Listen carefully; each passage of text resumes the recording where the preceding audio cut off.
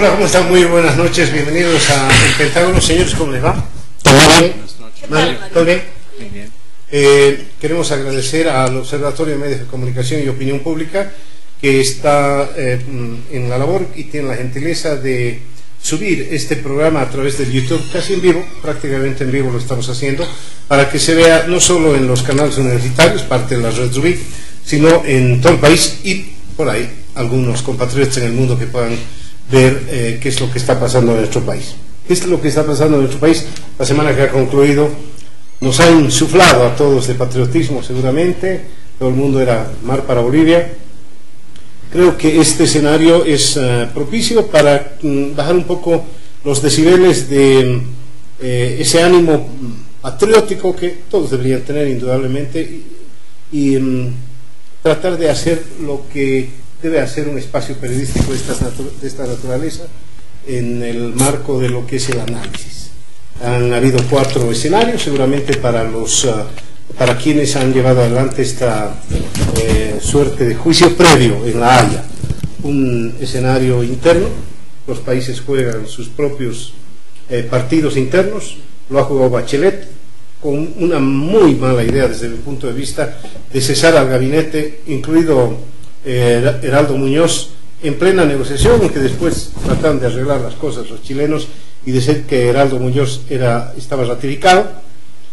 2, al margen de ese público interno se juega una cuestión externa, judicial, que es la que importa, la única que importa en realidad. Se juega un papel en los medios de comunicación, no hay duda que los medios de comunicación han tomado un papel importante. Hay críticas desde los medios, pero la mayoría de los medios de comunicación en ambos lados de la cordillera han jugado un papel más chileno o más boliviano que de análisis o de críticas a sus propios gobiernos.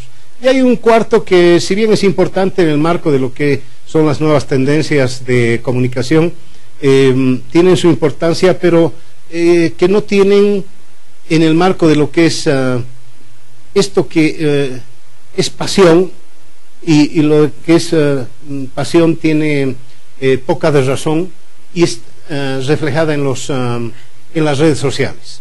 En los Twitters, en los Facebook se han dicho barbaridades en ambos lugares, no ha habido tampoco se ha dejado de lado el humor, no se ha dejado de lado insultos en ambos lados, pero lo cierto es que la semana que concluye, y lo reitero, hemos estado embebidos del mar para Bolivia. Por esa introducción quisiera ceder la palabra en forma gratuita, nos va a anunciar algunas cosas desde el punto de vista del derecho el doctor Gonzalo Mendieta. ¿Cómo estás?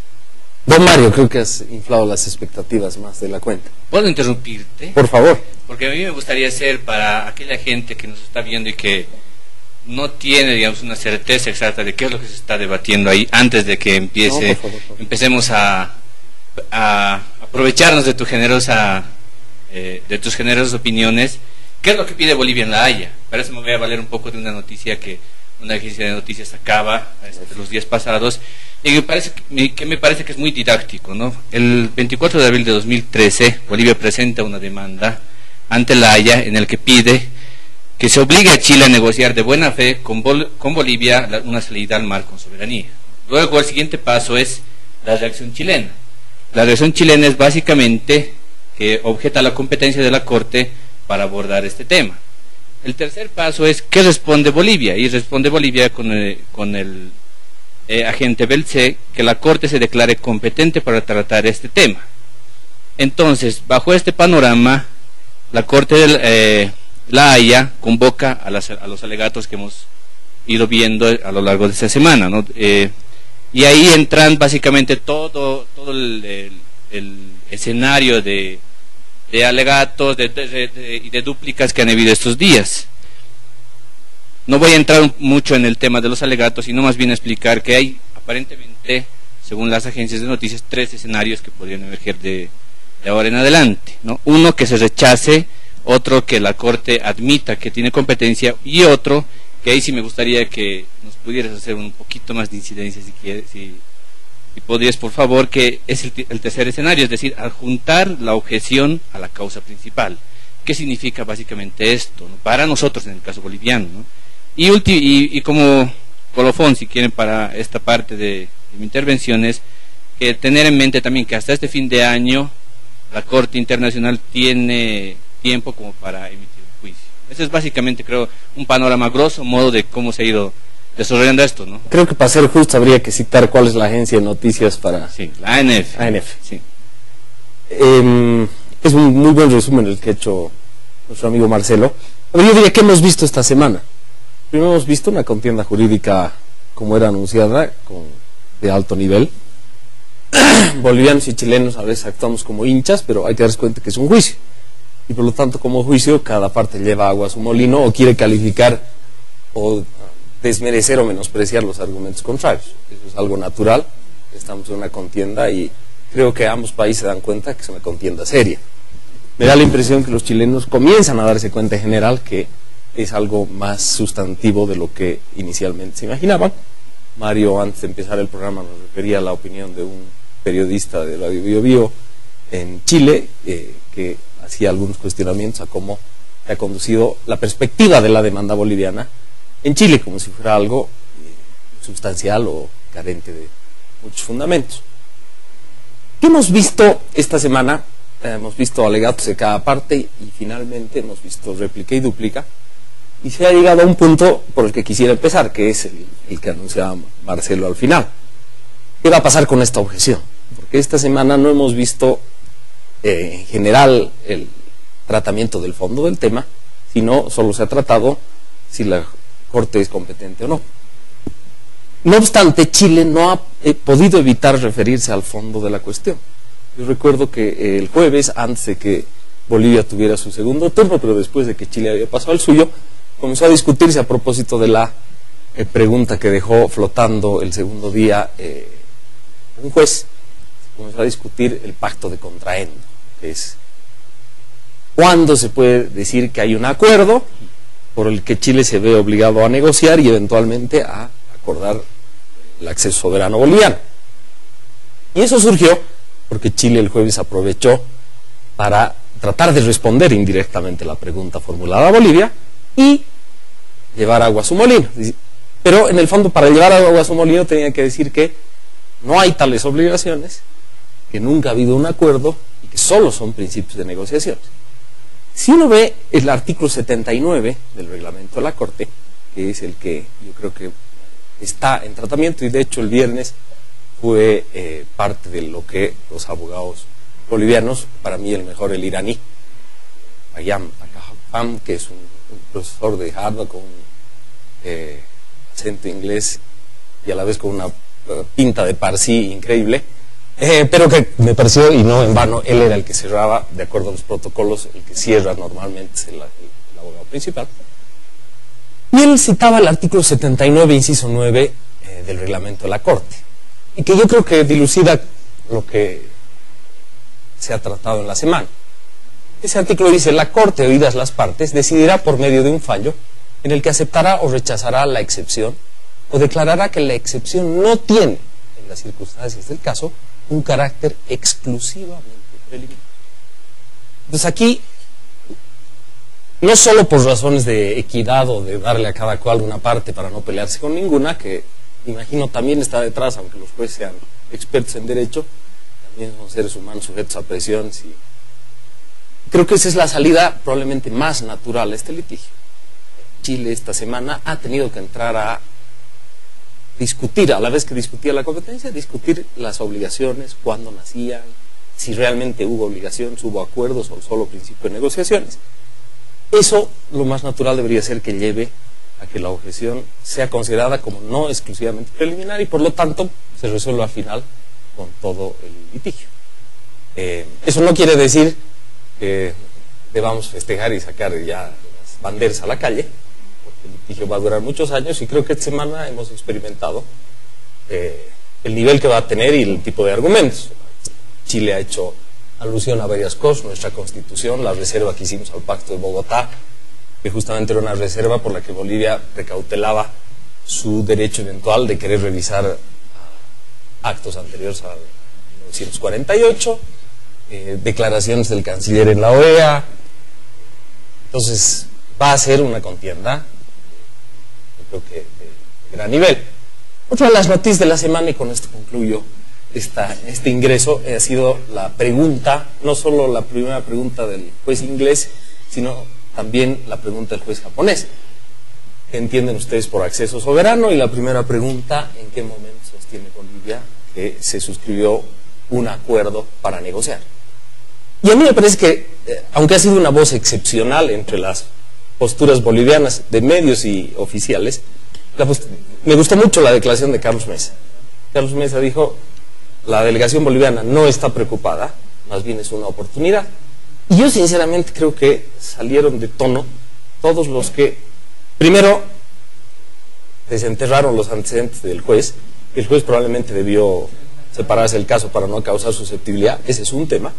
Pero otro es que apenas haya una pregunta, pareciera que los bolivianos no creemos en los argumentos. Uno dice, esto es un juicio. Y nuestros abogados han tenido también ocasión de revisar los antecedentes de los jueces antes de que se instaure el juicio. Entonces, yo creo que incluso desde la perspectiva informativa de los medios, informar buscando respuestas racionales antes que teorías conspiratorias que pueden o no resultar ciertas, revelan una debilidad nacional que es sí preocupante. Nuestra psicología no puede ser siempre la psicología del débil o del maltratado. Yo creo que hemos interpuesto una demanda con sustento, con profesionalismo, con argumentos considerados no solo por nosotros, sino por nuestra contraparte, con absoluta seriedad y con el carácter que tiene. Y me parece que en medio camino asustarse por dos preguntas suena... Más que asustarnos, yo creo que es poner en evidencia la situación. Gonzalo, te agradezco por habernos ilustrado aquí en el programa con las posibilidades que se vienen después de la presentación de estos alegatos. Es interesante saber que el caso podría ser anexado, ¿no?, al fondo de la demanda. Ojalá eso sucediera, porque eso es lo que nos interesa a los bolivianos, que nos escuchen en el fondo de nuestra demanda y no solamente en la parte preliminar. En todo caso, yo decía que discrepo con el doctor Mendieta en este caso, porque está haciendo aquí una exposición muy interesante. En la última parte solamente, en la parte de este juez que ha trabajado como asesor de Chile en la causa con Perú. Y quiero más bien destacar el trabajo periodístico de Oxígeno, que es un portal de noticias en La Paz, que ha puesto en evidencia esta situación, que ha dicho, bueno, este juez ha trabajado con Chile y no se ha excusado. Probablemente no tenga que hacerlo, por lo que aquí nos estábamos enterando, no tenga que excusarse, técnicamente no tiene por qué hacerlo. Sin embargo, creo que ahí hay un tema ético, ¿no?, de parte de ese juez. ¿Y por qué nos asusta la pregunta? No creo que nos asuste, simplemente que empezamos a sospechar, pues a hilar fino. Si es que él ha trabajado de asesor con Chile, entonces probablemente está haciendo una pregunta que en algún momento le vaya a beneficiar a Chile. Y fíjate tú, Chile, cuando ha hecho su réplica, ha tratado de responder esa pregunta diciendo no hay esa fecha. ¿Por qué? Porque nunca ha habido un acuerdo con Bolivia después de 1948. Esa es la respuesta que ha dado Chile. Sin embargo, la respuesta de Bolivia, y eso también es una oportunidad, tal como lo dijo Carlos Mesa, viene pues mucho más sustentada. ¿Por qué? Porque no solo hay una fecha, sino que hay muchas fechas. No existe una fecha mágica, sin embargo existe la fecha de 1950, la fecha de 1975, incluso la fecha de 2008, después de que se ha hecho la agenda de los 13 puntos. Por ese lado, me parece que tenemos derecho a sospechar. También me comentaban aquí los especialistas que no es posible recusar a ese juez porque no existe esa figura.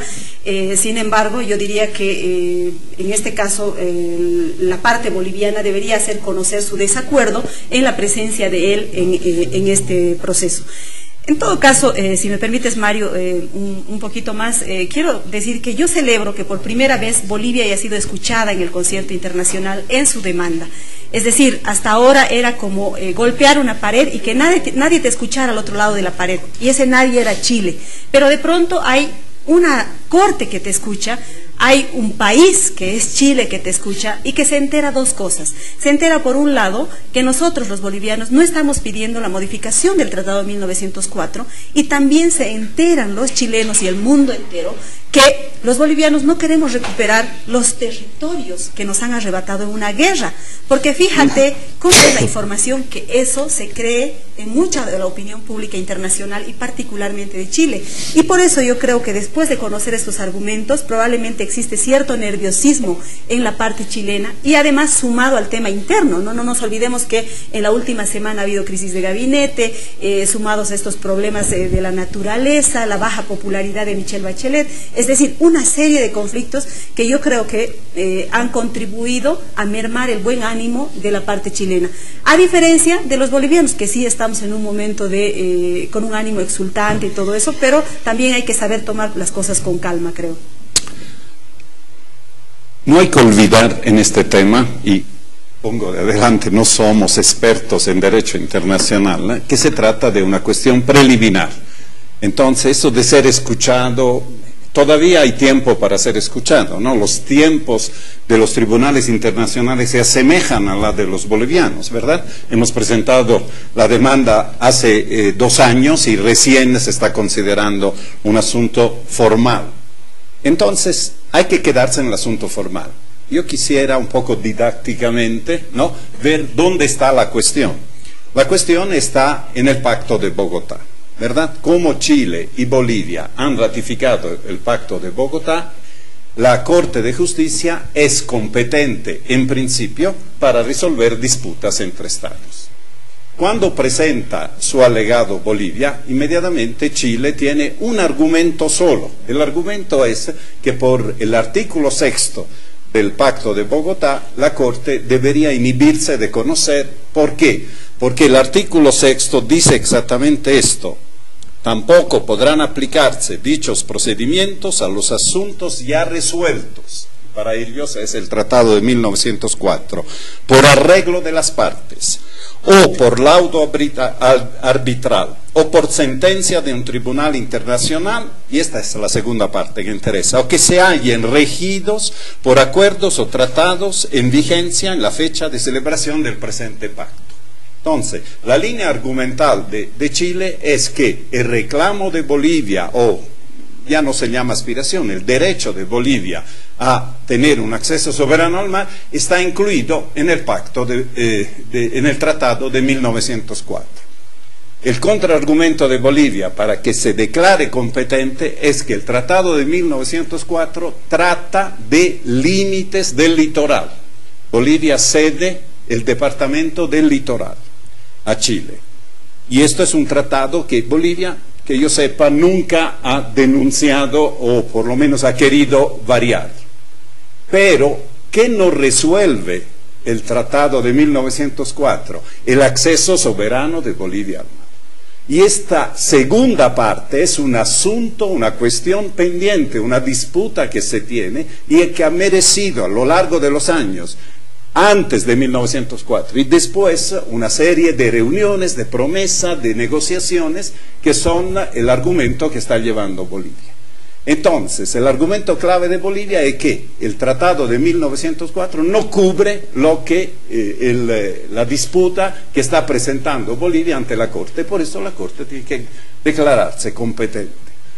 En cuanto al juez, lo que decía Mary, yo en este caso estoy más del lado de Gonzalo, porque el mundo del derecho internacional tampoco es de miles y miles de abogados. Entonces, puede pasar que con el tiempo uno sea a favor de uno o tenga que hacer su propio trabajo de abogado, ¿no?, asesorando a un Estado, después a otro Estado. En el fondo no ha ido a bailar, a comer torta en la embajada chilena este juez, hasta donde sabemos. Y si ha asesorado a Chile en el diferendo con Perú y les ha salido mal, bueno, no debe ser tampoco, no deberíamos preocuparnos mucho de esto. Yo no lo vería con la paranoia típica, ¿no?, que tenemos porque ha hecho esta pregunta y ya está demostrando su parcialidad. Es gente inteligente, si tuviera parcialidad se la guarda para el momento de hacer la sentencia. Como bien ha dicho Gonzalo, la pregunta ha servido a Bolivia para aclarar que no hubo una fecha, un solo momento en que Chile se comprometió a negociar un acceso soberano, sino hubo mucho. Y aprovecho esta intervención para decir que deberíamos, dentro de este juicio, en el marco de este juicio, revaluar mucho la figura del general Banzer, en este caso. porque gracias al abrazo de Charaña, tan vilipendiado en aquel entonces por toda la izquierda, la oposición, etcétera, tenemos un argumento donde efectivamente se ofreció soberanía con canje de territorio. Canje de territorio significa que seas soberano en eso, tú eres soberano. Es algo interesante que la historia de Bolivia no empieza con Evo Morales, primero. El mismo canciller Austria, ¿no?, en el 1950 dejó unas raíces muy sólidas para poder sostener la demanda de hoy. Entonces, un baño de humildad también para este gobierno, ¿no? La historia se escribe a lo largo de los siglos, no se escribe simplemente con eslogan de los últimos años. Bien, ya han expuesto los señores abogados, iba a decir, estoy metido ahí, señores panelistas del Pentágono, una cosa global. Vamos a tratar de ir a cosas más puntuales, pero para eso espérenos, por favor, unos minutitos nada más, estamos de vuelta enseguida.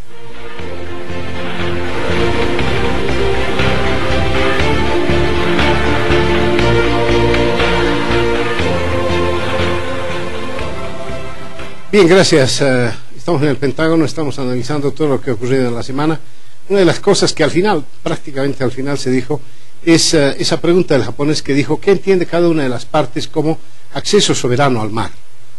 Pero además dijo algo más que interesante, y me temo que el señor juez japonés sabe mucho de muchos temas, pero no mucho del mar, raro en un japonés.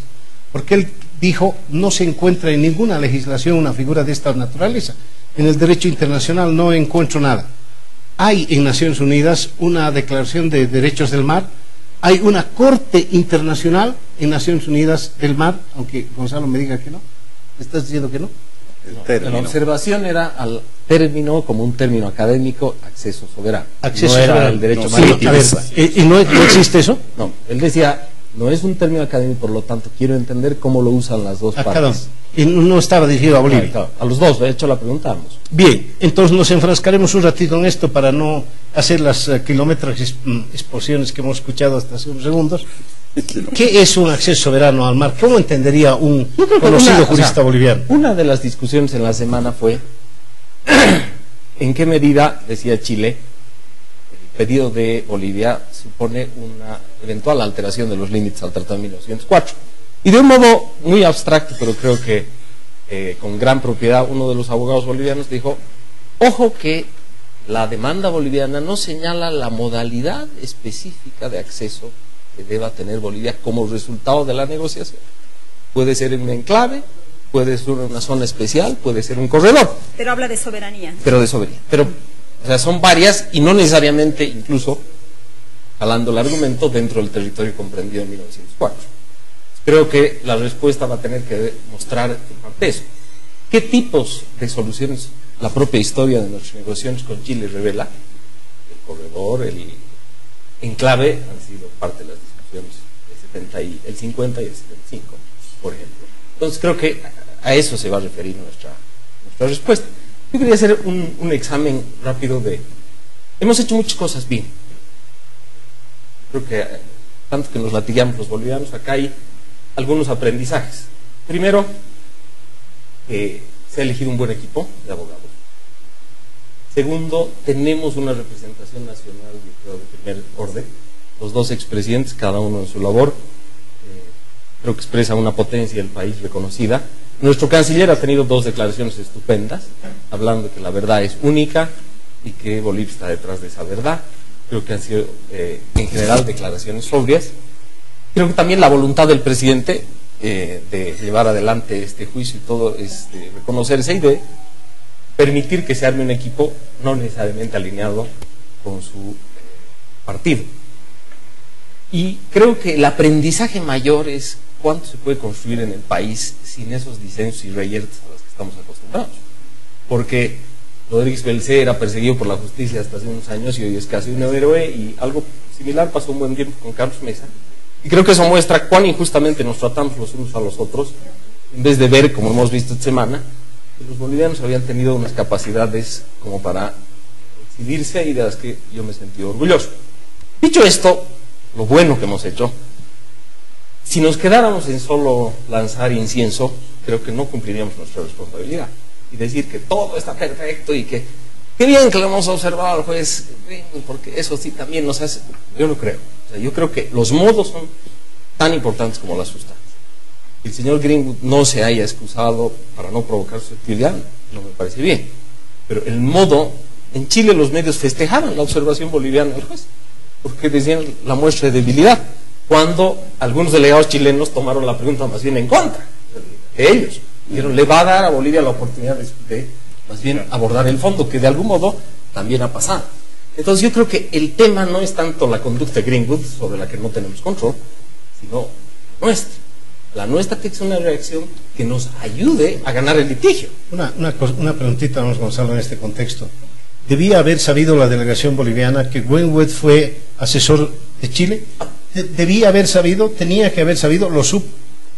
Primero, los jueces se conocen de antemano, o sea, hay que hacer un examen de su vida. Como estos días se ha visto, no resulta tampoco tan difícil, se puede encontrar. Segundo, ha habido un juez australiano que se ha excusado por participar de abogado en el litigio Perú-Chile.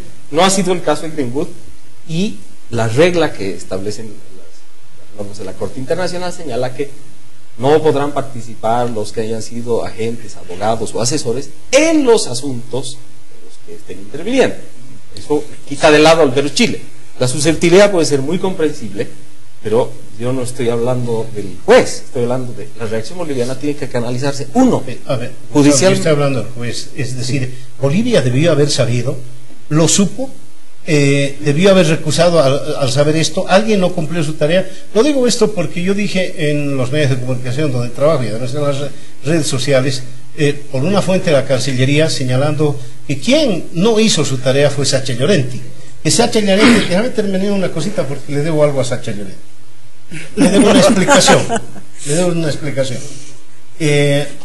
La Cancillería, fuentes de la Cancillería decían que eso era un resorte de Naciones Unidas, que debió haber sabido Naciones Unidas eso.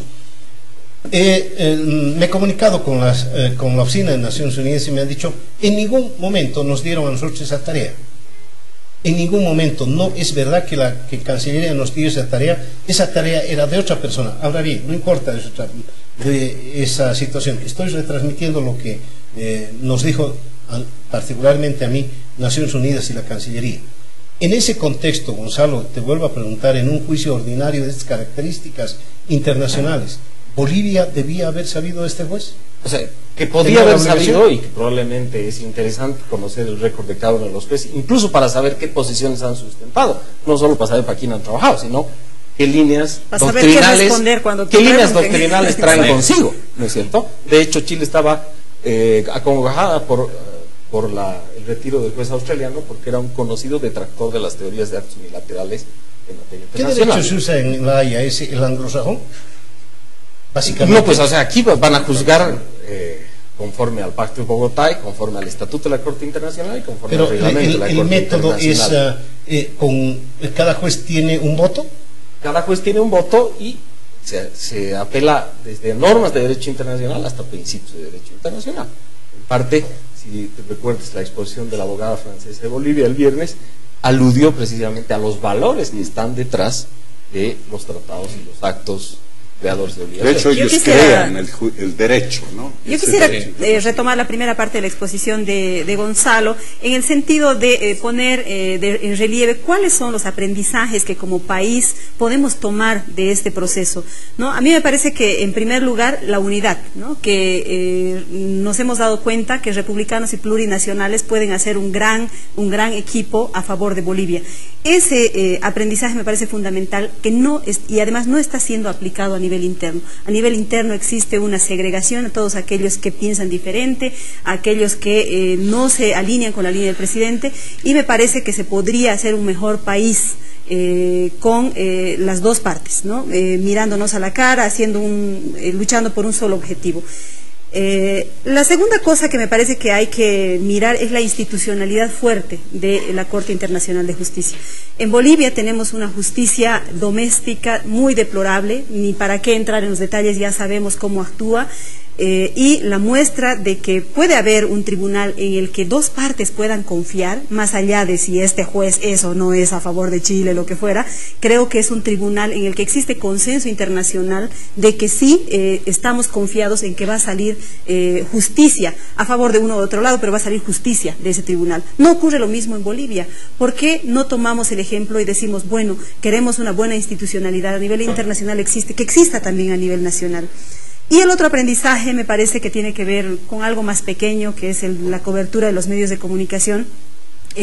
Yo he lamentado bastante que durante la semana medios de comunicación bolivianos hayan estado citando a periódicos chilenos para hacer su cobertura, incluso en la cobertura de los abogados bolivianos, de la causa boliviana, y eso demuestra una falta de visión de parte de los directores, de no haber de no haber enviado a sus propios periodistas a La Haya para hacer una cobertura mucho más cercana. No se trata solo de cubrir la audiencia, sino de cubrir todos los entretelones que se tejen. A veces las cosas se tejen por detrás más que en las mismas audiencias. Pero hay algunos medios muy pocos presentes. Muy pocos, pero no. El tamaño del país también. Pero yo diría que hay medios que están recibiendo bastante dinero en publicidad y que no lo están invirtiendo para darle a sus lectores una mejor información.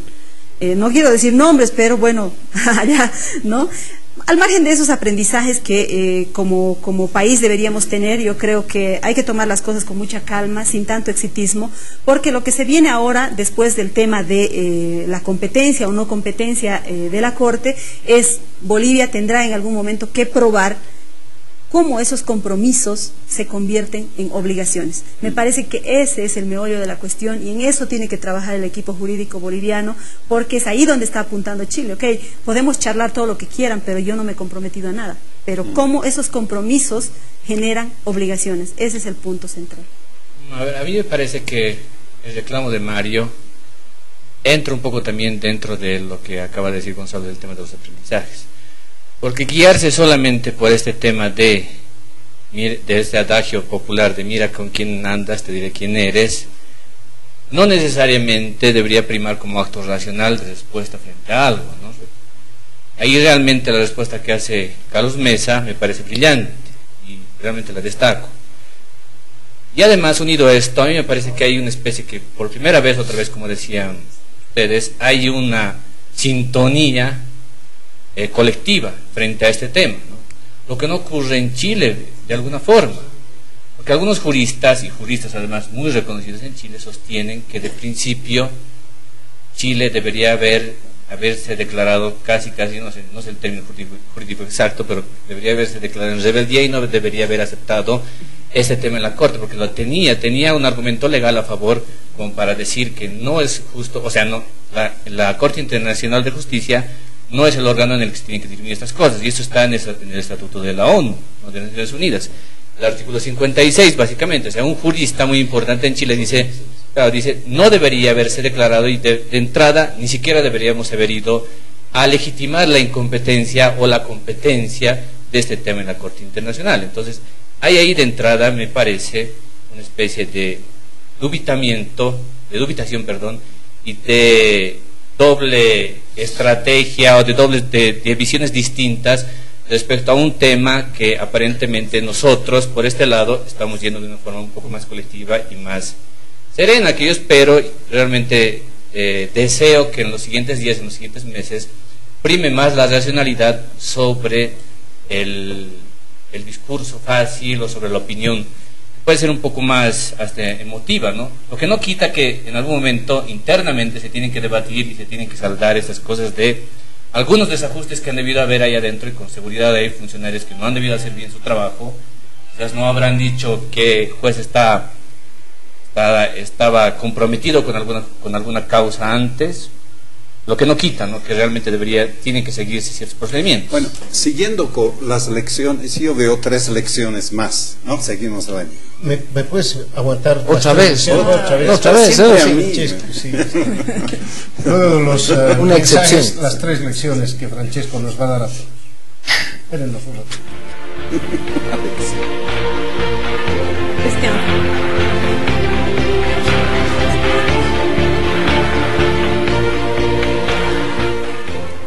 Bien, gracias, estamos en el Pentágono. Le quité la palabra como siempre a Francesco, nos va a tener que esperar hasta el final. porque ahora... No, no es cierto. Bueno, quería añadir 3 lecciones más. La primera es sobre el Tratado de 1904. Una de las cosas que más sorprende dentro de la defensa de Bolivia es el carácter sagrado que se le ha dado a este tratado. Nosotros a este tratado no lo ponemos en discusión absolutamente. Habrá que reescribir algunos libros de historia posiblemente. Es decir, ha habido siempre una línea que ha cuestionado el tratado de 1904, impuesto por las armas, en condiciones de desventaja, lo que es cierto. Pero la verdad es que ahora ya hay algo irreversible. Este tratado es escrito en piedra. No será como las tablas de Moisés, pero está escrito en piedra. Se podrá cuestionar su aplicación, pero no se puede su validez, su vigor. Está en vigor. Y esto significa que hay que cambiar el discurso alrededor del tratado. Hay que cambiar el tratado. No, el tratado se puede cambiar, pero de común acuerdo entre las partes, pero no unilateralmente. Bueno, calificarlo, adjetivarlo, no sirve. El segundo es un aplauso realmente por la delegación boliviana en el tratamiento del tratado de 1929. Chile ha hecho un error garrafal, a mi criterio, he leído también algunos comentarios, a sacar en la mesa, poner en la mesa el tratado de 1929 como algo que ha terminado de cerrar la cuestión, cuando la cláusula justamente muestra la preocupación de Chile de querer resolver a través de Perú una cuestión pendiente. Entonces ha sido un autogol, a mi criterio, que lo han aprovechado muy bien los abogados bolivianos con una claridad. Y el tercero es que la Constitución Política del Estado, que a mi criterio, y con Gonzalo hemos escrito hace ya 6 años, una crítica demoledora, pero tiene algunos artículos que realmente ha sido escrito con pienso. Uno de estos es el artículo 267 de la reivindicación marítima. Y mal han hecho los abogados de Chile también a sacar en el baile este artículo. Según ellos, esa es una muestra donde Bolivia, por la Constitución, está atacando el tratado, está desconociendo el tratado de 1904. Pero no dice esto. Dice, el Estado boliviano declara su derecho irrenunciable, imprescriptible, sobre el territorio que le dé acceso al Océano Pacífico y a su espacio marítimo. Entonces no está diciendo cuál territorio, si es el territorio ex Perú, si es el territorio ex Bolivia, si es un enclave, simplemente la cualidad marítima está reivindicada acá. Y la solución efectiva al diferendo marítimo a través de medios pacíficos, el ejercicio pleno de la soberanía sobre dicho territorio, constituye objetivos permanentes y irrenunciables del Estado boliviano, la razón por la cual estamos en la... Entonces, estas 3 lecciones me parecen importantes, que aún en una constitución que está llena de contradicciones, está llena de ambigüedades, lo vemos todos los días desde el tema electoral hasta la justicia y todo lo demás, hayan tenido un especial cuidado en redactar este artículo. Esto me ha hecho recordar el referéndum del gas de Carlos Mesa, donde también se tuvo un cuidado extraordinario en redactar la 4ª pregunta, que finalmente no tuvo mayores consecuencias para los presidentes que vinieron después. Yo rescato la última intervención de Rodríguez Belcé, porque me pareció que tenía el sentido estratégico que creo que hay que guardar.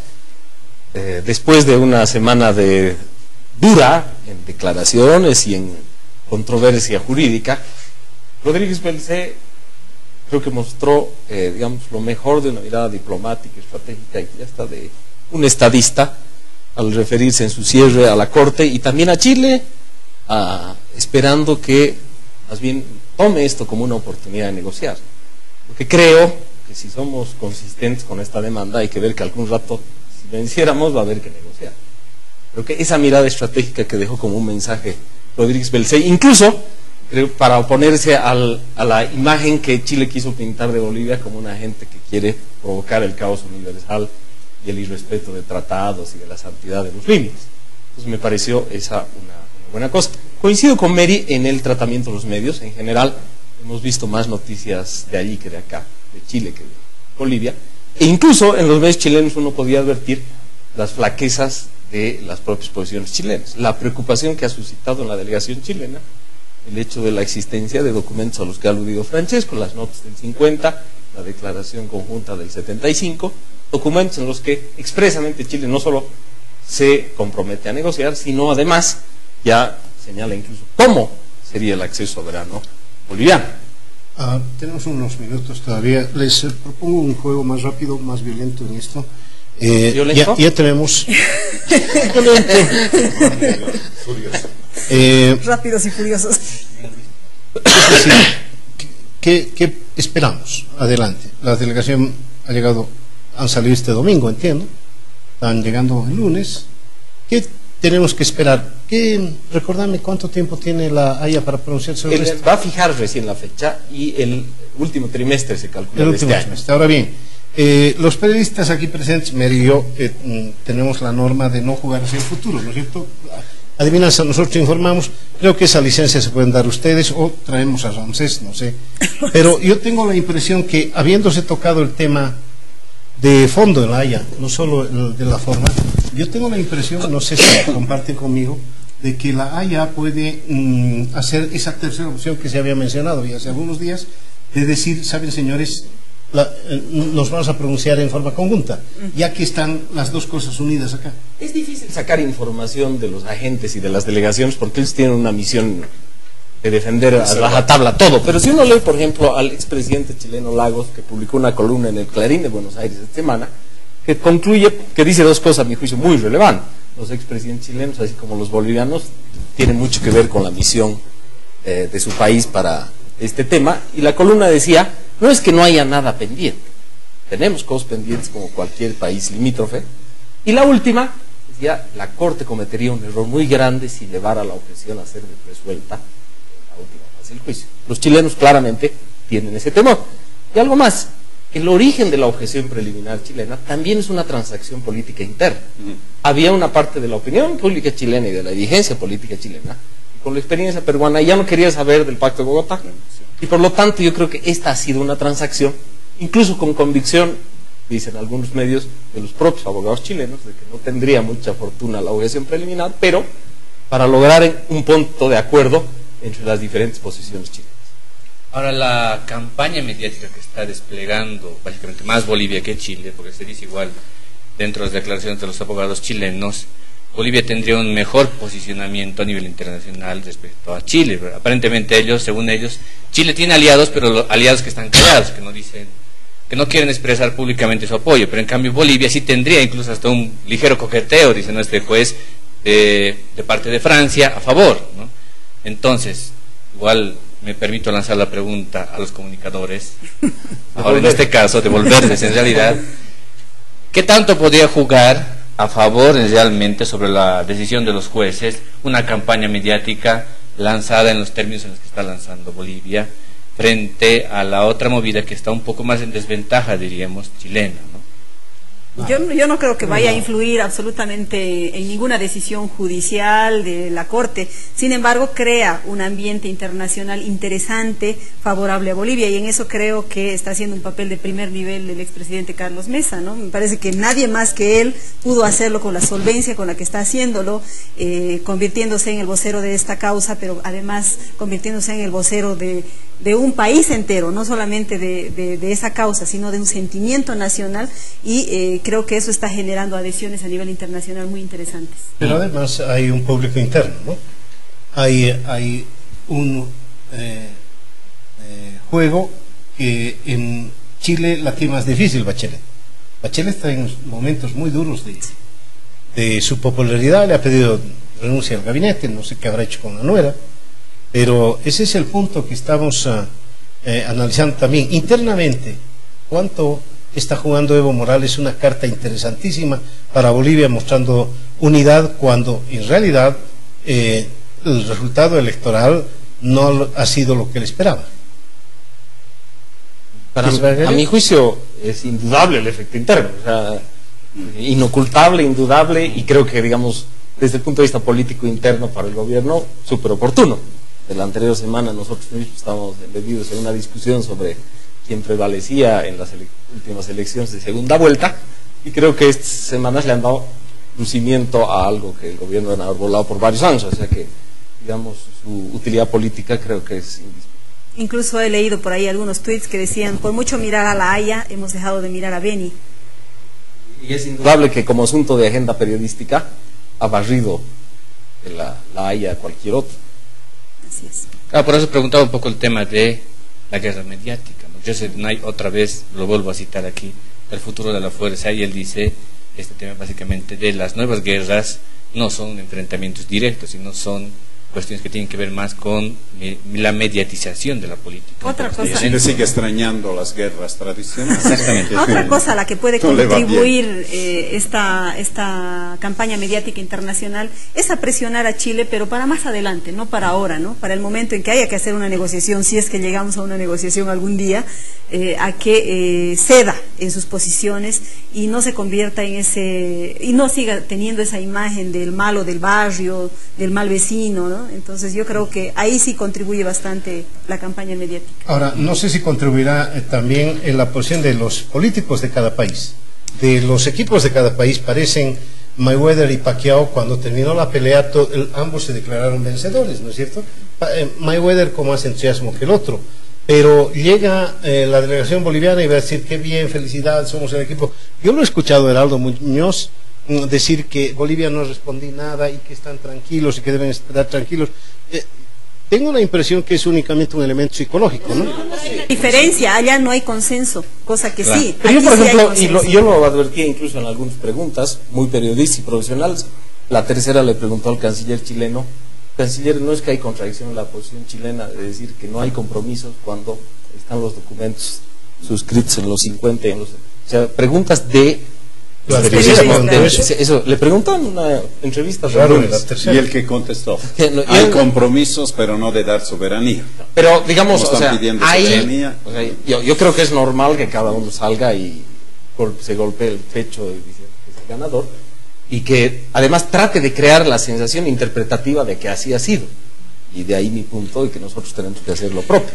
Yo vi, por ejemplo, 2 declaraciones bolivianas que me parecieron que hacían al fondo de medios que reclama Marcelo, que yo creo que tiene su nivel de eficacia en esto del poder suave. Y yo creo que una fue la pregunta al ex canciller Loaiza, que le preguntaron, pero no es una amenaza a la paz. Y dijo, amenaza a la paz, eso solo se hace con armas. Entonces, ¿cuándo una demanda puede ser una amenaza a la paz? Amenaza a la paz puede ser una invasión, como la chilena. Yo creo que fue una declaración súper pertinente de un hombre generalmente muy mesurado, pero lo que pasa es que fue uno de los ejes de los alegatos de Chile, ¿no? Ir a decir que esta demanda de Bolivia lo que va a hacer es desestabilizar el derecho internacional, las fronteras, etcétera, etcétera. Y yo creo que han quedado en ridículo prácticamente al poner este argumento sobre la mesa. En conclusión, yo creo que el primer round es netamente favorable a Bolivia, y lo decimos con la mayor objetividad. No somos el juez Greenwood, no tenemos, digamos, por qué no ser objetivos en esto. Nuestra delegación lo ha hecho muy bien, ha expuesto los argumentos que debía exponer, los ha expuesto de manera integral, además con mucho humor, con mucha fogosidad, y ahora la Corte tendrá que hacer. Lo demás es psicológico, pero no sirve a los fines de la Corte, ni estar ahí con pancartas o ir bajo su casa a gritar. Hay que esperar hasta noviembre, diciembre, que asuman su responsabilidad. Y lo van a hacer por una razón, que es un negocio. De la Corte es un negocio resolver pleitos. Al cierre de la audiencia el viernes, el presidente de la Corte anunció que iban a fijar fecha. Estaban, además de... No, pero pueden fijar, es decir, ambas cosas van a ser conocidas al final del litigio. Pero o sea, vamos a conocer una fecha. Bien. ¿Qué esperamos? Bueno, esperemos. La tarea está hecha. Todos ya está entregada. Marcelo. Doctor Mendieta, le agradezco esta vez. Esta vez cada domingo ya es esto. Nos va a pasar la factura. Nos va a pasar la factura. Pasa por Francesco, gracias a ustedes por haber seguido. Hasta el próximo domingo.